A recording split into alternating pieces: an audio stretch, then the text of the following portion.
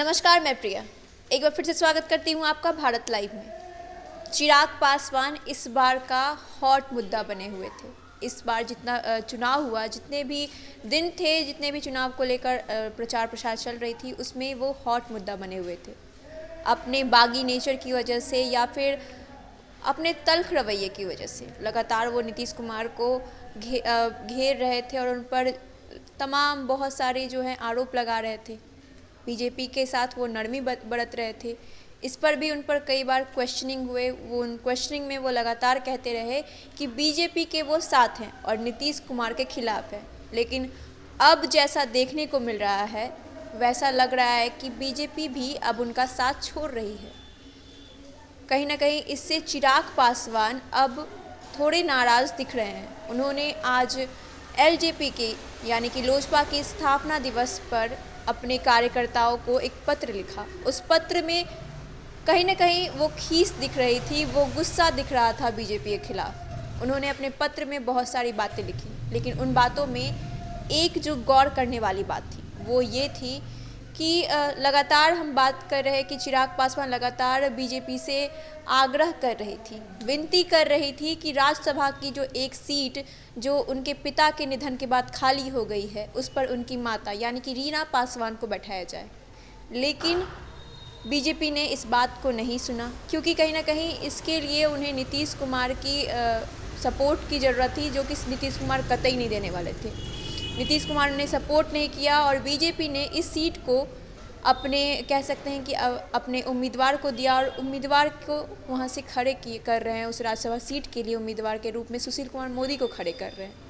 आपको बता दें कि उन्होंने पत्र में बहुत सारी बातें लिखी, लेकिन उस पत्र में बीजेपी का उन्होंने बीजेपी की नाम तो नहीं लिया, बीजेपी का चर्चा नहीं किया, लेकिन बिना नाम लिए उन पर हमलावर हुए। उन्होंने अपने पत्र में लिखा कि बिहार विधानसभा चुनाव में पार्टी ने अकेले 135 प्रत्याशी मैदान में उतारे। चिराग पासवान ने 2015 में जो बीजेपी के साथ जो गठबंधन हुआ था, उसमें जो चुनाव हुआ था, उस मैदान में उतरे थे, उस पर भी उन्होंने नाराज़गी जताई। उन्होंने कहा कि पिछले बार जब गठबंधन के साथ वो खड़े होकर जब वो चुनाव लड़ रहे थे, तब भी उन्होंने 2 ही सीट पर जीत हासिल की थी उनकी पार्टी ने। इस बार वो अकेले उतरे और 135 प्रत्याशियों को फील्ड में उतारा, उन्होंने मैदान में उतारा और एक ही सीट आया। लेकिन इससे वो खुश हैं, क्योंकि कहीं ना कहीं इससे बिहार के लोगों की सहमति दिख रही है।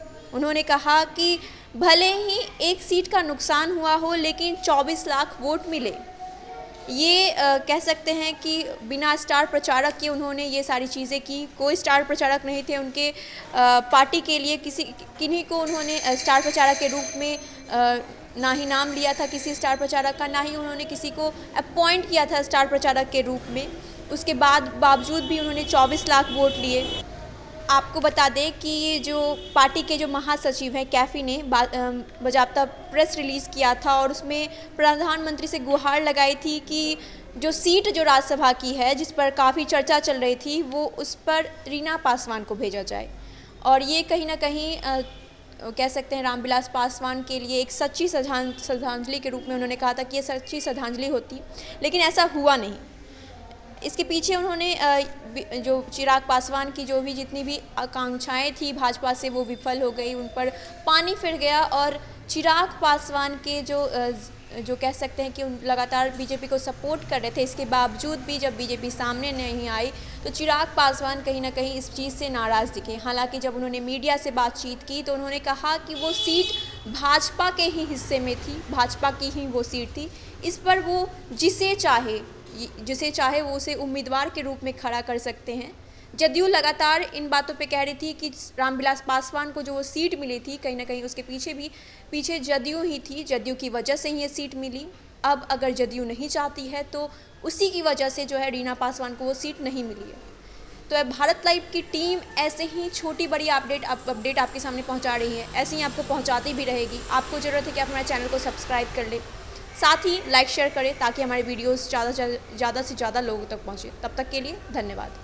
अगर ये वीडियो पसंद आई और वह बिहार के राजनीति और बिहारियत से सरोकार रखेनी तो सब्सक्राइब बटन दबा के चैनल के सब्सक्राइब कर ली। ओजे एगो घंटी बा, ओकरा बटन दबा देला से कुल सटीक और मारक खबर रुआ मुफ्त में मिल जाई। अगर रउआ पत्रकारिता के हमनी के नया प्रयोग में सहयोग कर चाहतानी तो ज्वाइन बटन दबा दी। पेटीएम नंबर नोट कर ली 9386816700। धन्यवाद।